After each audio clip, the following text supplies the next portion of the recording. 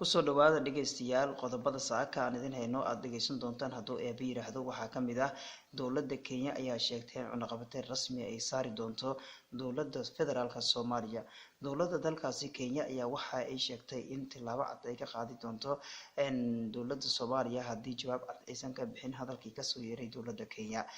Dowladda Kenya iyo dowladda Soomaaliya ayaa maalmihii ugu dambeeyay xiriirkooda diblomaasiyadeed sii xumaanayay.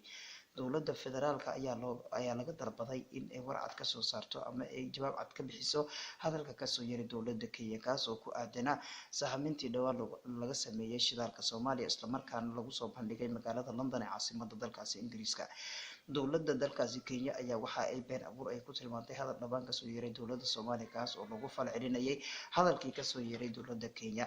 dowladda Kenya ayaa hadalkii kasoo baxay dowladda Soomaaliya waxay u aragtaa mid been abuur isla markaana aanan xaqiiqda ka turjumin. waxaana sheegtay in haddii dowladda Soomaaliya saacad jawaab cad aysan uga bixin hadalka kasoo yeeray dowladda Kenya oo ka codsanaysay in saacad ay u sheegto dowladda federaalka Soomaaliya haddii ay dowladda Soomaaliya ay ka dhaga adeegto isla markaana ay jawaab cad aysan ka bixinna dowladda Kenya ay waajib ku tahay in ay cunaqabateyn rasmi ay saarto madaxda Soomaalida iyo guud ahaan dowladda Soomaaliya.